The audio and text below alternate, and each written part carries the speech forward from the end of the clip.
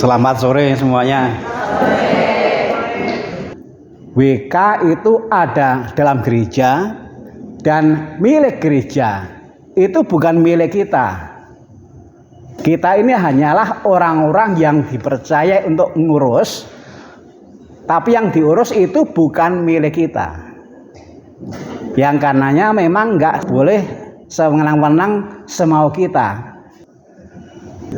Nah, lalu apa sih sebenarnya yang diperlukan oleh siapapun yang menjadi pengurus dalam gereja, kelompok apapun? Saya menyebut kelompok apapun karena gereja itu punya banyak kelompok dan pengurusnya banyak. Kalau kita merenungkan dari kitab suci mengenai orang-orang yang diutus oleh Yesus, sebenarnya sederhana, nggak rumit. Karena justru Yesus berpesan kepada orang-orang yang diutus, jangan membawa ini, jangan membawa itu. Itu pesan Yesus. Mengapa yang seangkat Yesus? Karena gereja itu didirikan oleh Yesus, kepunyaannya Yesus, yang memimpin Yesus. Semua itu dalam rangka melaksanakan apa yang dikehendaki oleh Yesus. Semua yang ada dalam gereja pada dasarnya harus taat kepada Yesus. Maka sikap yang paling dasar adalah rendah hati. Orang sering bertanya, siapa yang pintar, siapa yang bisa ini, bisa itu. Sebenarnya nggak perlu. Yang paling diperlukan itu adalah yang punya sikap rendah hati.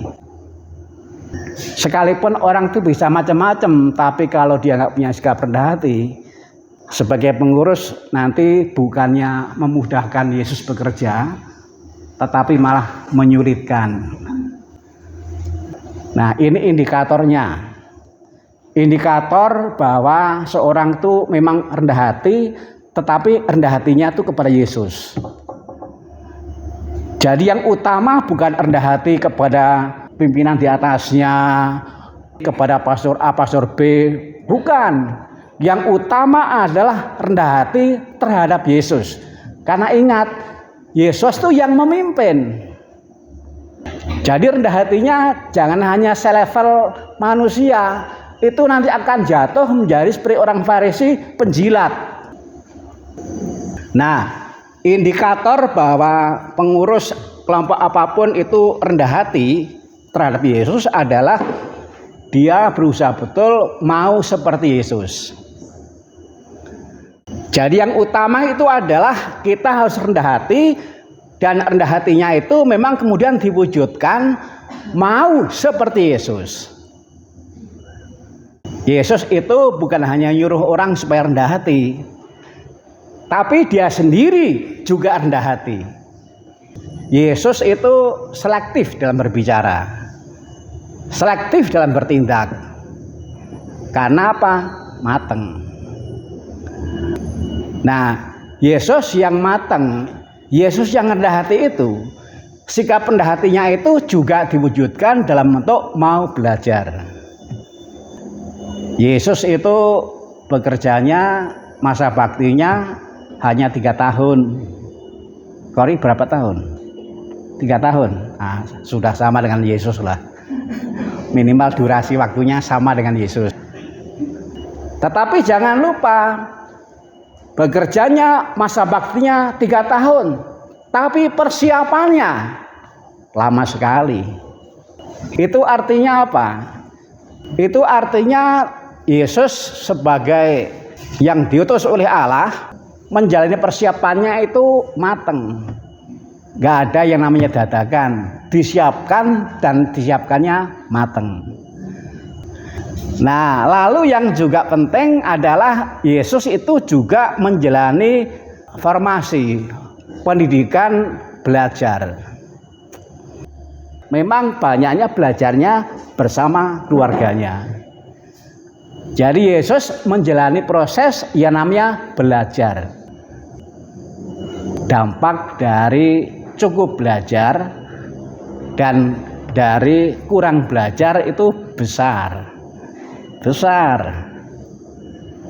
Pengurus yang belajar itu outputnya, hasilnya yang dikerjakan itu berbeda betul dengan pengurus yang aktif tapi nggak pernah belajar. Kita harus punya jadwal rutin belajar. Kita ini siapa? Janganlah kita tuh melampaui Yesus.